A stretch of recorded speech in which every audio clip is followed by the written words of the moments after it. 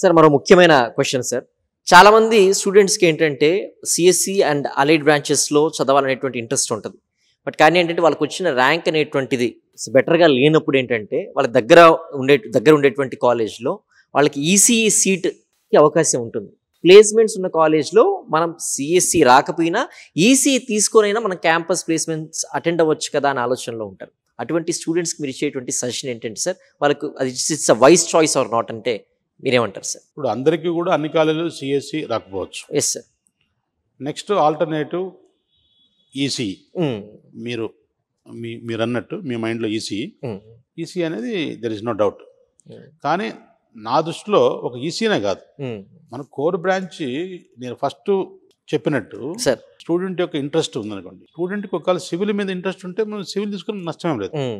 Mechanical interest ఉంటే mechanical కూడా తీసుకోవచ్చు. హ్మ్. హ్మ్. ఇప్పుడు ఈ బ్రాంచ్ గొప్పది, ఈ బ్రాంచ్ చెడ్డది అనడానికి లేదు. హ్మ్. అన్ని బ్రాంచ్లు సమానమే నా దృష్టిలో. హ్మ్. కాకపోతే ఇప్పుడు ట్రెండ్ అంతా కూడా కంప్యూటర్ సైన్స్ ఉందని చెప్పి చేరుతున్నాను, కానీ ఒకవేళ ఇది మంది ఎక్కువైనా మజ్జిగ పలచన అవుతుందని కాబట్టి ఒక 3-4 ఇయర్స్ తర్వాత ఇంతకుముందు ఒకసారి రెసెషన్ హ్మ్. వచ్చింది. యాహ్! యాహ్! ఆ విధంగా వచ్చిన ఆశ్చర్యపోవాల్సిన అవసరం యాహ్! లేదు. యాహ్! యాహ్! కాబట్టి మనం స్టూడెంట్ ఛాయిస్ బట్టి పోవాలి.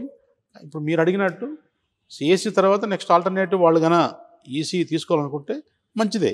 ఈసీకి కూడా EC is double edge sword. హ్మ్. యాహ్! అట్లా దీంట్లో కూడా కోడింగు ఇవన్నీ కొంత నేర్చుకుంటారు. హార్డ్వేర్ జాబ్స్కి వెళ్ళొచ్చు, సాఫ్ట్వేర్ జాబ్స్కి వెళ్ళొచ్చు.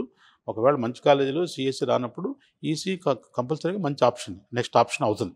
ఈవెన్ కోర్ బ్రాంచెస్ చదివిన వాళ్ళని కూడా ఈ యొక్క సాఫ్ట్‌వేర్ కంపెనీస్ అనేటువంటివి చూస్ చేసుకునేటువంటి అవకాశం ఉంటుందా? ప్లేస్‌మెంట్స్‌కి వాళ్ళు కూడా ఎలిజిబిలిటీ ఉంటుందా? మెకానికల్ కానివ్వండి, సివిల్ కానివ్వండి వీళ్ళు కూడా? లేదు, అందరికీ ఎలిజిబిలిటీ ఉంది. ఆహాహా! ఈవెన్ సాఫ్ట్వేర్ కంపెనీస్ కూడా ఏదో స్పెషలైజ్డ్ 1 or 2 కంపెనీస్ ఏదైనా ప్యూర్ సిఎస్సి, ఐటీ అడిగితే అడిగి ఉండొచ్చేమో, కానీ హ్మ్. In general civil, mechanical, electrical అన్ని బ్రాంచ్ల వాళ్ళు కూడా వాళ్ళకు అవకాశం ఉంది. హుహు.